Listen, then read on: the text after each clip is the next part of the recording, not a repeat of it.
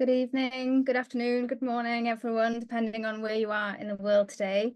Thank you very much for joining this webinar today to talk a little bit about the ICRS patient registry. We're very pleased to have you all here, and I'm going to jump straight in with the presentation that we've got. So we'll do our introductions to start with, and then show you what we'll be talking about today. So I'll just share my screen. I'm aware that I don't think you can unmute yourselves, but if you can't see the screen once I share it, please drop a message in the Q&A box so that I know that you can't see it.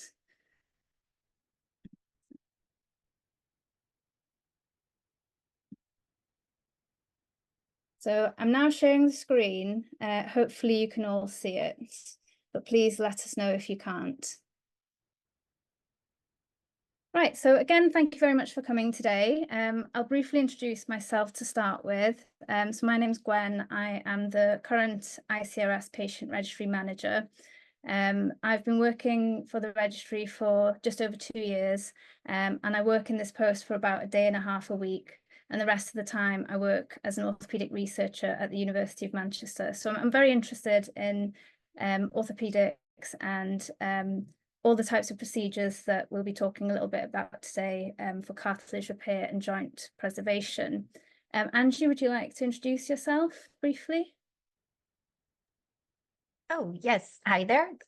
Just real quick, I'll say hello at the end again too after Gwen's presentation, but have just been helping with ICRS Registry for a couple years now, same time as Gwen, maybe a little less as part of the steering committee, but helping with ICRS and cartilage research for many years. And thank you. Thank you, Angie. And Peter is, I don't think he's here at the moment. Hopefully he'll join us during this webinar.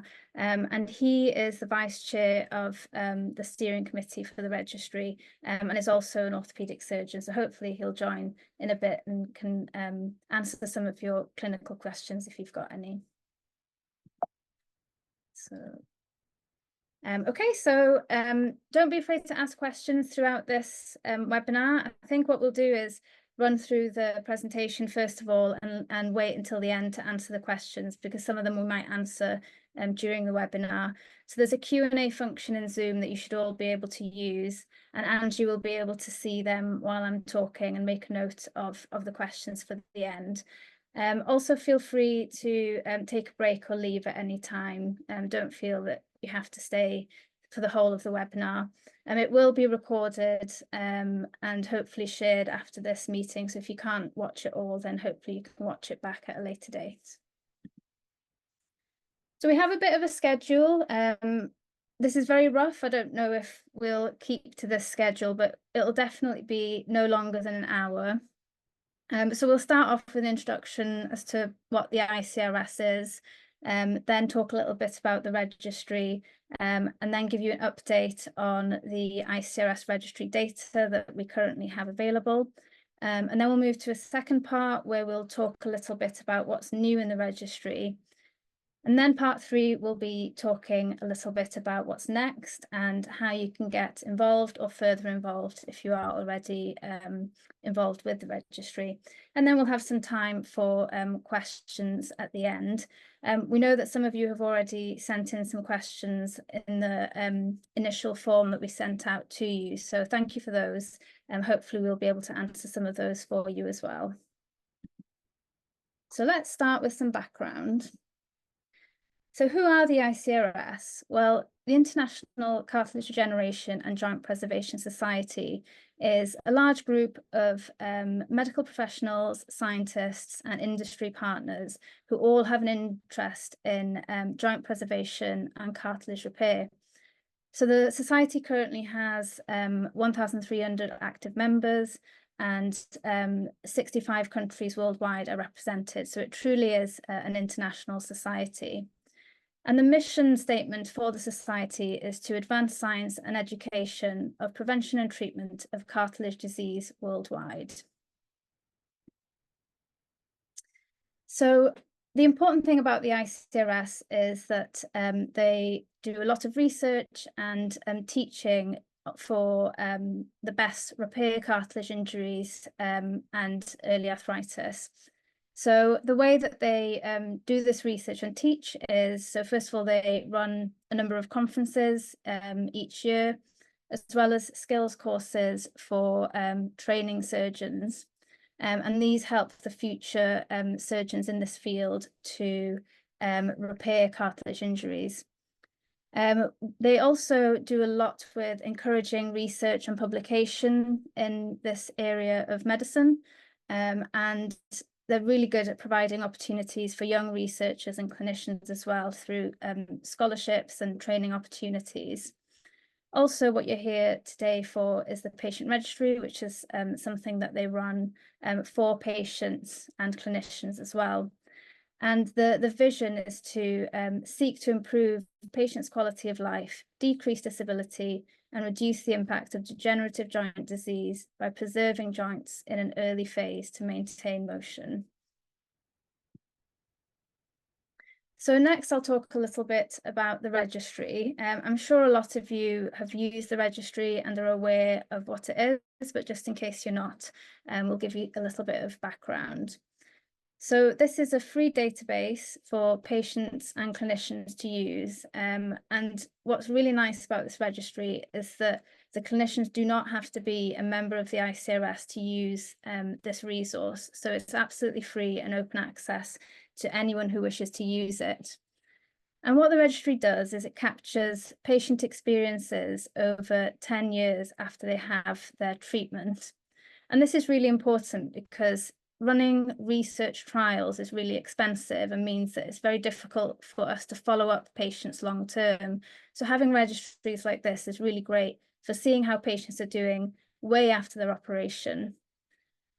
So we also collect real-world information on cartilage and joint preservation treatments, and this is data that's captured again by the patients and the clinicians. And then what we do with the data is we analyze it so that we can better understand how people are getting on after their procedures. So what is the actual purpose of the ICRS patient registry? Well, with the data that we have, the primary purpose is to prevent or delay joint replacement by gathering and analysing joint preservation data from joints in pre or early arthritic states.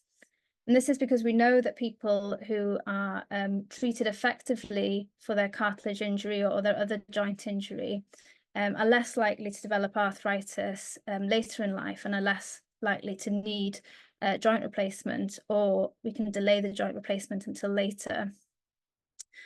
Also, we can, with the data, evaluate personalised treatment plans for the purpose of the first point. If you've had a treatment, you'll probably know that it's very personalised and specific to your needs. And this is one of the things that makes these sorts of procedures quite tricky because there's so many different varieties that a patient can have. Also, we want to translate these insights with patients and providers to maintain motion throughout life, because one of the important things for us is that we keep you moving and able to do your activities of daily living and sports and other things that you would like to do injury-free. And then we analyse the results and publish them in medical journals and present them at conferences, and this is how we spread the word of the findings of the registry. We also produce an annual report every year, which is free for anyone to look at and is on our website. And I'll give you some data from that today. So how is the registry actually run? Well, as you all know, it's run by the ICRS, but the ICRS outsource the storage and processing of the data to a company called Amplitude. And this company specializes in creating registries, and they ensure that the data that's put in the registry is secure and safe and complies with all of the data protection regulations. So it's really great that we're partnering with Amplitude because they are very helpful and make sure that the data is safe and backed up as well. We also have a number of sponsors. So here are the sponsors shown on your screen today. and these help finance the registry. So they are really important, and we're really grateful for them for supporting our registry for the benefit of current and future patients. So we also have a steering committee, and these are the people who make decisions as to the changes that are made to the registry, and the steering committee meet fairly regularly to discuss any feedback that patients and clinicians have given, and decide on changes that should be made to the registry to improve it for everyone who uses it. As registry manager, I'm usually the one who deals with the day-to-day tasks. So generally, I'm the one who gets the requests, and then I forward these to the committee to discuss. And the committee is about 10 people, and they all have a wide variety of backgrounds. So we've got some scientists and some clinicians, and some people who've done a lot of patient advocacy work. So we've got lots of different opinions, all helping to improve our registry. So if you are not a patient who's used the registry, you might not quite understand how it works yet. So I'll briefly go through the steps for those of you who are interested. So generally, the clinician, so your doctor, will ask you to enroll in the registry. And if you agree to take part, then the first thing that you do is you log on to the portal, which is online, and you sign a consent form so that everyone knows that you're happy to be part of the registry. You're then asked to fill in some personal details like your name and contact details, and then asked about the history of your injury. After this, you fill in some clinical questionnaires. So these ask you about your symptoms and how you're feeling that day, or how the symptoms of your knee has changed over the last few weeks or months. And these are the questionnaires that will be sent to you after the procedure as well. So the way that it works is you sign up before you have a procedure, you fill in these questionnaires so we know how you feel before you have your procedure. And then afterwards, you get automated emails to let us know how you're getting on. So these emails come to you at 6 weeks, 3 months, 6 months, and then annually for up to 10 years. And this helps us track how you're feeling about your knee and the procedure that you had. We also ask you if you had any complications after the procedure. So when you sign back in after you've had your operation or your injection or whichever treatment you had, we will ask you, did anything go wrong, and is anything that you're unhappy with? And this information is really important to us because sometimes the clinician might not be aware because they might not have seen you for a while. So if you do have any complications or ongoing problems, then next time you're asked to fill in the questionnaire, please do let us know so that we can keep a track of what's gone right and what's not gone so right.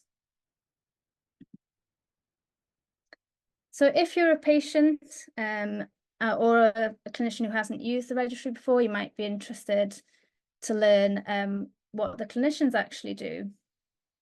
So as I mentioned previously, we usually recommend that the patient enrolls themselves in the registry.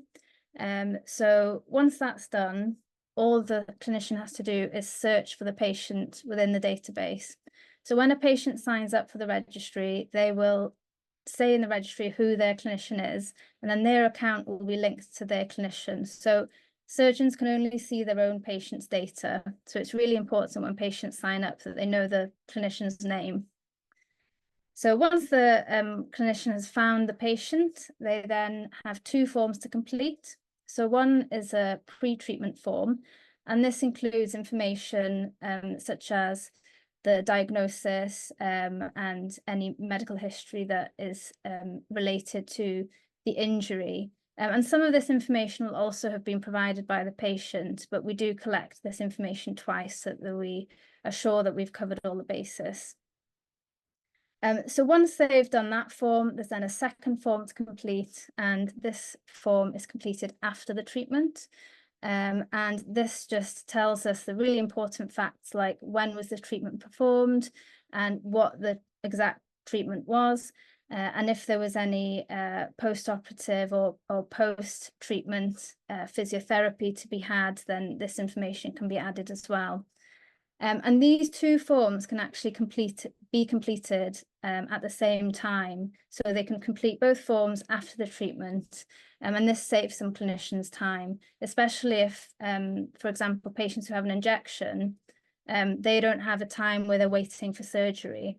So in that case, the clinician would fill in both forms at the same time.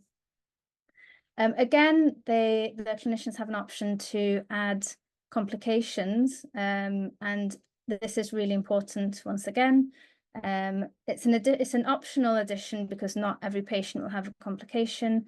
But if you are a clinician who uses the registry, please do make sure that you do return to add complications, so that we are aware of how your patients are getting on. So next, who uses the registry? Well, we have nearly 500 clinical users. So these are surgeons or trainee surgeons or doctors, nurses, other clinical professionals. And we have people representing 53 countries as shown in the map on the right-hand side. So similar to the society, this is truly, sorry, Angie, are you trying to say anything? No, I think Peter just joined us, but we'll stay on mute and off video until the end. Oh, perfect. Welcome, Peter.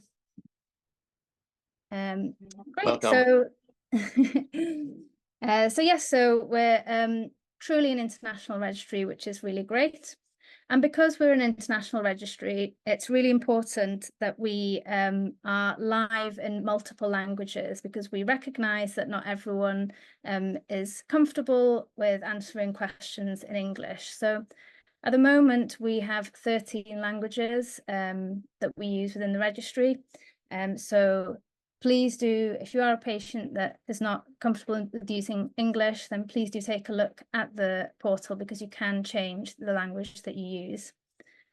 At the moment, we've got about 3,500 patients enrolled in the registry, and a little bit more in terms of treatment pathways. So we've got about 200 more treatment pathways than patients. And this is because some people have had multiple treatments in the registry and not just one. So on the right-hand side, you'll see a graph as well that represents the clinicians who are using the registry, and you'll see that the UK and the US are very well represented, as well as India and Brazil, and then other countries in smaller percentages.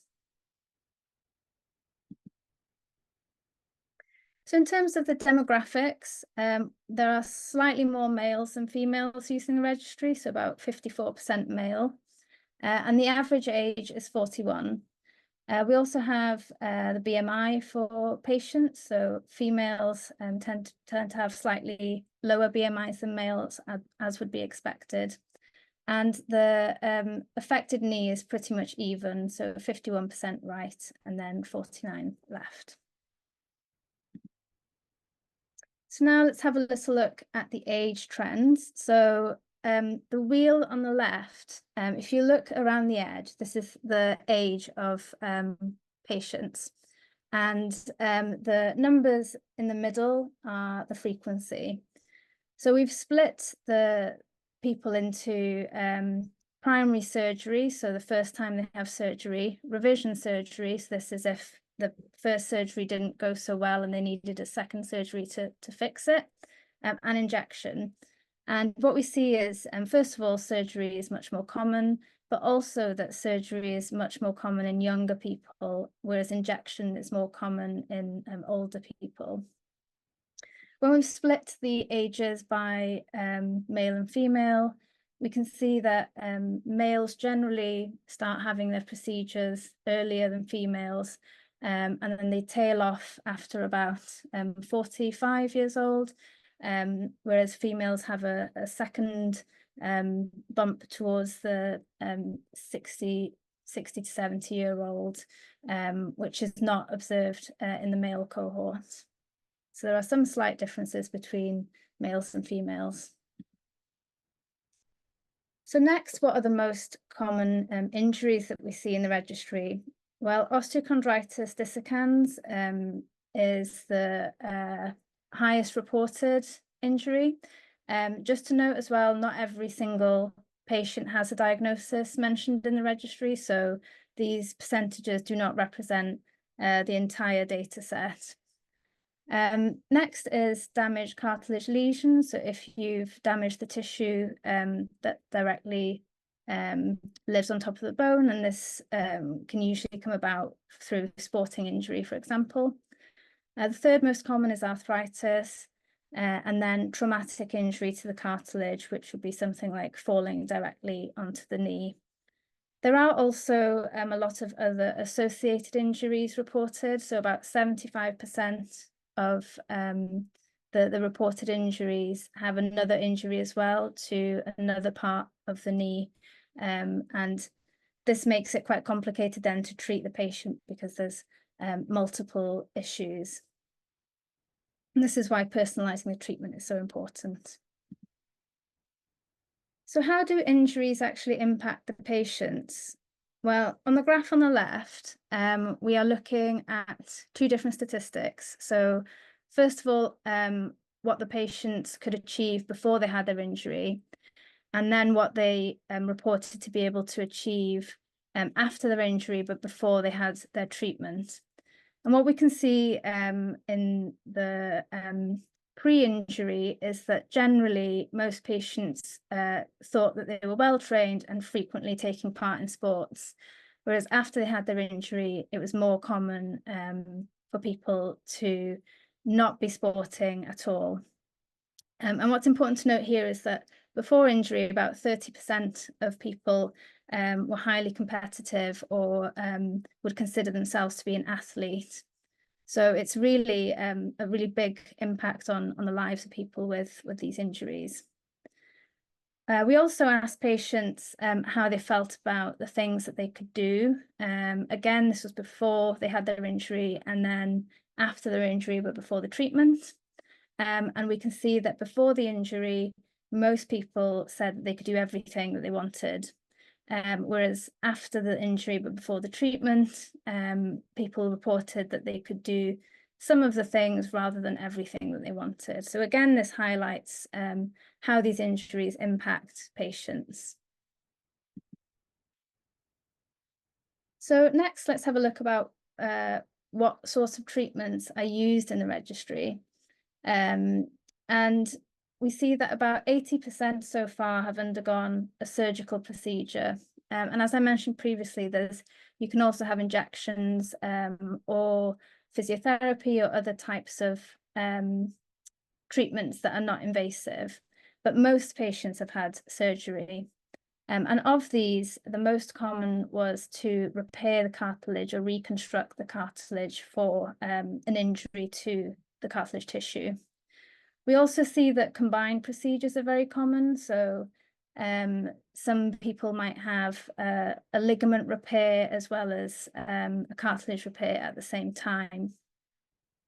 Of the surgery, so the left-hand side graph shows you that most people were having their first surgery, so primary, and then fewer people were having revision surgery of the treatment that they needed.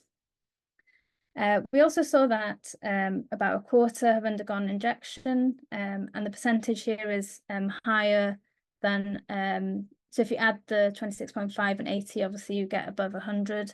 And this is because some people have had an injection and surgery. And the most common reported injections so far are cultured stem cell and PRP. So how do patients feel after having their treatments? If you are taking part in the registry, you'll be familiar with some of the questions that we ask you. And we use these questions to score how people feel about different aspects of their injury, their knee, or their life. So what we see in general is improving trends over the first 6 years, which is really, really good to see that patients feel that the symptoms have improved after surgery and that after treatment, and that they continue to improve as well. So this is true for pain, which is the first graph on the left, for symptoms, which is the middle, and also for quality of life. So the symptoms looks at things like stiffness and function of the knee, and then the quality of life looks at how the surgery or treatment has impacted someone's well-being. So it's not just about the pain of the knee, it's about general well-being. So although these graphs show the average patient, it's really important to follow up patients individually as well, as we know that everyone is unique and treatment responses vary across different injuries and different treatments. So if you are struggling after your procedure, then please do let your clinician know, because it might be that we won't be able to identify one data point across the averages. So now let's talk a little bit about the complications that are reported. So you'll see from these numbers that the complications reported are really, really low. So if you do have any complications, or if you're a clinician and your patients have complications after their procedures, please do add them to the registry, because otherwise they go unreported and it's difficult for us to know if certain types of procedures are not doing so well. So it's really, really important that everyone reports the complications if there are any. What was interesting in the results that we saw is that the reporting tended to differ between patients and clinicians. So as you saw at the start of this presentation, the patients and the clinicians are asked to let us know about any complications. And patients tended to report ongoing pain as a complication more than clinicians. And this is a really important point, because it suggests that the clinicians and patients need to talk a bit more about what to expect after surgery and what sort of pain might be expected and what might not be expected. So next, let's move on a little bit to talk about the research that we've done so far. So all the slides that I've just shown you are from our annual report. We've also done some research studies with the data that we've got. And the first study looked at seeing if people waiting for an injection perceive the symptoms to be different from people waiting for surgery. And this is because we wanted to see whether people who are waiting for different types of treatments had different symptoms and felt, their symptoms were worse or lesser than the other group. So what we did is we looked at the pain, function, symptom, sport, and quality of life scores from the patients. And we actually didn't find any clinical differences between the groups, suggesting that they both perceive their symptoms to be equivalent. We did see that pain and general health scores were statistically worse in the injection group. And we don't know why this is yet, but it might be because there's a big difference between the ages in the groups. So the people who've had injections are generally older than the people who've had surgery. So it might be that they've had their injury for longer, perhaps, and therefore feel that the pain scores are worse. Or it might be that the condition of the knee has progressed greater, and maybe that's why they're reporting greater pain. We also saw that the quality of life score was statistically worse in surgical group. And this is quite important and might be, again, we don't know, but it could be related to the age, and that the younger patients were unable to continue to work or play sports in comparison to people who might be retired. So this is something that we need to look into further. But if you do want to read this, it is open access and anyone can read it.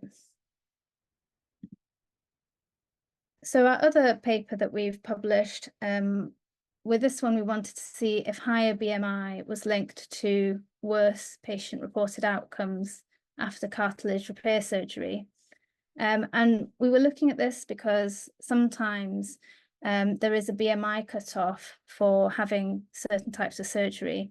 So we wanted to see if people who were at the higher end of the scale had worse outcomes or if there were no differences. So again, we looked at pain, function, symptom, sport, and quality of life scores for the patients. And we found no association between BMI and the post-operative scores, which suggests that increased BMI doesn't worsen outcome. But the important thing to consider here is that having a BMI over 30 is still linked to poor repair and surgical failure. So we do need to make sure that the patient's whole medical history and BMI is considered when making a treatment decision. Again, this is open access and available for anyone to read. So next, what's new? Well, last year we had a focus group with a number of patients who use the registry, and we asked them lots of different questions about what they thought about the registry. So things like, what do you think about the way the portal looks? What do you think about how long it takes to answer the questions? Are there any questions missing? Is there anything else you'd like to see? Can we improve anything? And what would help people complete the questionnaires? Because one of the issues with these kinds of registries is that sometimes people don't complete the questionnaires when they're prompted to. And the feedback from this was really excellent. And we used this to change the content of the portal for future patients. So we've now actioned these changes, and the first one that we made was to address the repetitiveness in the patient portal. So if you're a patient who's used this, you might be aware that some of the questions you feel, oh, I've already answered this question, why are they asking me again? Well, for clarity, this is because we have combined multiple validated questionnaires that are used worldwide to assess patient outcome. So unfortunately, sometimes the questions do overlap, but we can't take them out because otherwise we can't score them properly.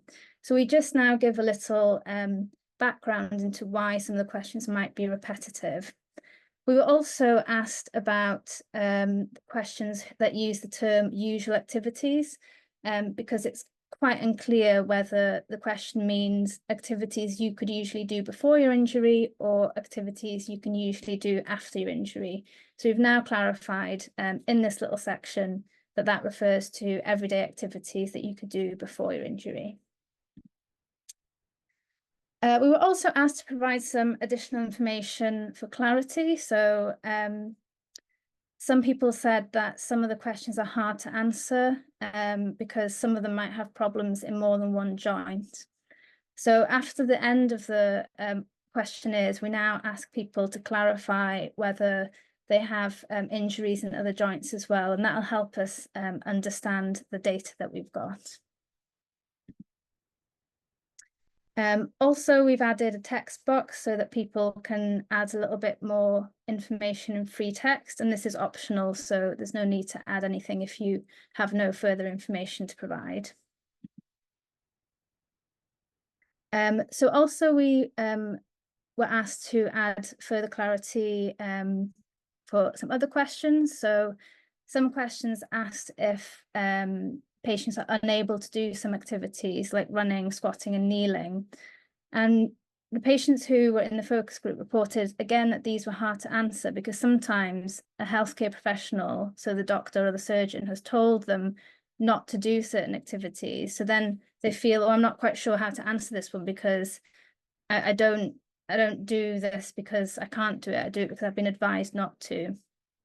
So this gives them the opportunity to clarify this. And then similarly to the last question, so again, people were asked about if they were in pain during some activities. And this again was difficult to answer because sometimes people don't know if they're in pain during that certain activity because they're not doing the activity. So this now hopefully will clarify the answers that are provided in that respect. And then at the end, we've added another text box for people to add any further information that might not have been covered by the questions, and also give people some advice of what to do if they want to get their results or see how their progress is getting on. And if you're a patient, the first person you should contact if you want this information is your healthcare professional. So we've also been updating the clinical portal. So the data that the patients enter goes into one portal, and then the data that the clinicians enter goes into another. So we've recently added questions for subchondral lesions because this was an area that was previously missing. So this is for injuries that affect areas below the cartilage. We've also updated some of the terminology in the clinical portal because some of it was outdated. And we are regularly adding new products. So we've now got arthrosamid in the clinical portal for people who use that. And Bioventus products have recently gone in as well. And we are regularly updating the products that we put in so that that you can put in anything that you are doing with your patients.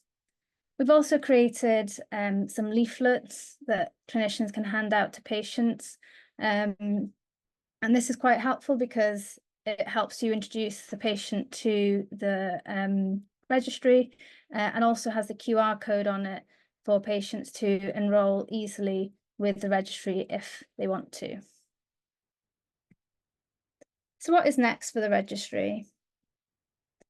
Well, we've got lots of plans for the future. One of the main ones is to continue working on collaborative research projects with researchers, clinicians, other people who are interested in answering important questions with the registry data. Obviously, this is with anonymous data. So we will also continue to work with patients and clinicians to evolve the registry because it's important that as new products get developed or as new techniques get developed that we keep up with these. We also need to keep up with international guidelines and patient needs as well. So we are introducing soon some patient preference questions, also a question on race and ethnicity because this is now becoming mandatory, and also improving the treatments that we include in the registry. Angie, I don't know if you want to speak a little bit about the patient preference questions. Oh, yeah, thanks, Gwen. So last year, Gwen and I had done a quick little overview of the patient preference questions and why we think that's so important to be adding those. So just like based on the questions that, like I see we have 50% of the people on the call are users of the registry, which is great. Thank you so much. Please continue using it. We appreciate it. And then for those of you who aren't, within the registry, we collect those standard forms, asking about your pain, your activity levels, and that sort of thing. And we typically call those patient-reported outcome measures. Those are gold standard, patient-reported measures that they'll use to get approval for different particular treatments or also for reimbursement. So your government or your insurance is paying for your treatment. And then we also have clinical outcome assessments, which your surgeon or healthcare professional is inputting based on your range of motion, and different types of things like that. But what we've always been lacking and what we think is so important for reimbursement and to make sure your treatments are covered, and not just your treatments, but your rehabilitation and any additional things that matter to you. We want to make sure that's covered for you and you're not paying out of pocket. But we can't do that with only the gold standard patient-reported outcome measures and the clinical outcome assessments. We need to go ahead and prove that there's evidence from y'all that what matters most are your preferences, how you want to go ahead and continue in your daily lives, and what's going to make a difference for you. It may not be just pain, it may be fatigue or so, or it may be stiffness, but they want to know what matters most to you. So we're going to be adding those questions so that we can go ahead and provide what they call patient experience data through that entire continuum from, your treatment out to 10 years with our registry. We're collecting it annually, and also that the governments, depending on your country, and also the reimbursers or payers, that they can go ahead and receive that information and make what we refer to as informed decisions. We don't think they're informed if they're not including your preferences and what matters most to you. And we want them making sure that their decisions on whether to cover a treatment or not, or whether or not to cover physical therapy or prehabilitation before your surgery, we want to make sure that that's based on your experience and what matters most to you, what makes the most difference for you beyond just range of motion and beyond just your pain level. So that's what we're referring to when we're speaking about the patient preference questions. I hope that was a little clear. Yeah, great. Thank you, Angie. If anyone's got any questions on that, then please drop them in the Q&A box. So yeah, in addition to those, we're also looking to add new languages to improve inclusivity. So I think the next language that we will implement is French. So it's surprising that we've got 13 languages, but French isn't in there yet. So that is the next one to go in. If you are a patient or a clinician who would like us to add another language that isn't currently used, then please do let us know, because it is really important that we provide everyone with access to the registry. We're also looking to expand by adding new pathways for other joints. So currently we only record people who've had treatments of the knee, but we would like to expand to the foot and ankle and hip and other joints as well in future. So that is in the pipeline as well. So now I'll just talk a little bit about how to get involved or further involved. So if you're a patient who's currently using the registry, then thank you very much, and please continue to contribute to the registry. So we really appreciate everyone's contribution and everyone's time that they spend on the registry. It's really important for the progress within this field. If you've got any feedback or questions, then please let us know. You don't have to do it today if you want to have a think, or maybe next time you use the registry, you think, oh, why have they done it that way? Or I'd like this question clarified, then please let us know. Or if you spot a spelling mistake or something that we've missed, then please get in touch so that we can improve it for future patients.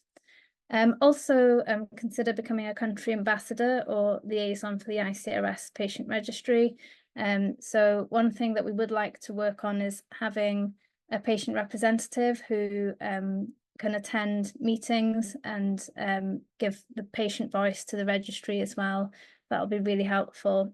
So if anyone's interested in that, then there are contact details at the end. Please do let us know if you want to be involved.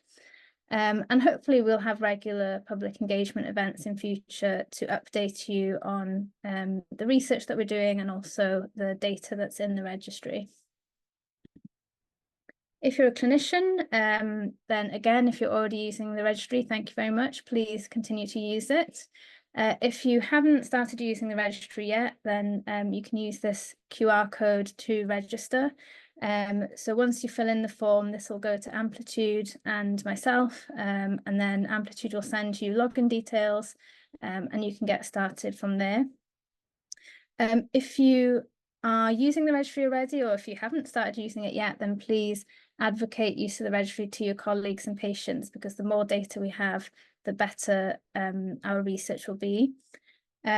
Again, continue providing feedback. There may be things in the clinical portal which isn't quite working for you.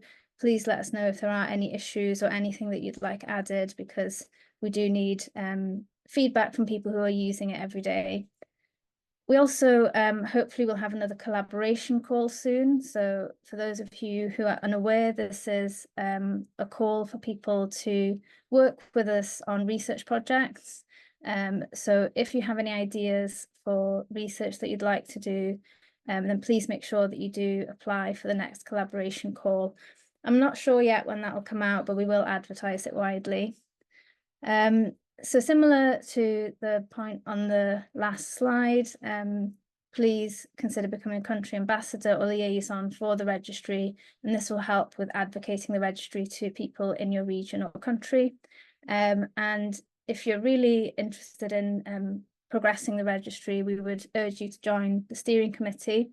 So the next term begins in autumn 2025, and we would welcome anyone to come and help us. If you are interested to help in the meantime, please let us know, because we'd be happy to have informal help, but you won't be able to sit on the steering committee officially until autumn 2025.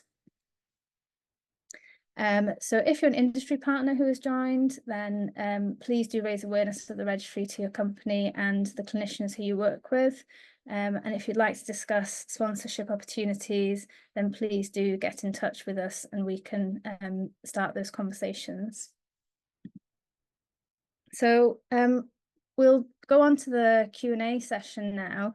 If there's anything that anyone would like to ask about the ICRS or the registry, then please do let us know. Or if you've got anything else to share with us today. Andrew, do you want to start with some of the questions that were sent beforehand? Oh, yes, thanks, Gwen. So they were pretty specific about procedures and all, and I don't see those people on the call, so I won't waste everyone else's time with that since we just have about less than 15 minutes left. But I do want to go ahead and reiterate again, Gwen wasn't able to see our participants on the call, but I see most of them are patients. And again, 50% using the registry, 50% not yet, but we hope you are after the call. I just want to reiterate the slide where she was going over ways for patients to get involved. Please, like she said, with the clinicians and all, in another year, we're going to have a new registry team come on. So we have big ambitions and a lot of work to do before the end of the year, before our current term ends.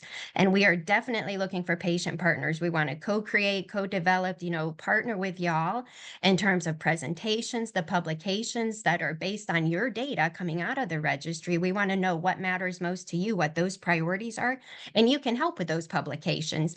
We need lay summaries. Gwen had showed a couple of slides with the publications that we thank you for your data that we've been able to use to help show and demonstrate to clinicians what our current findings are. But we want to make sure that you understand that too, and it's readable for you. So what we do is co-create them with patients who are interested in volunteering into a language that's readable for everyone, because these are open access. You have access to these publications, but you shouldn't have to use a dictionary to understand what they say.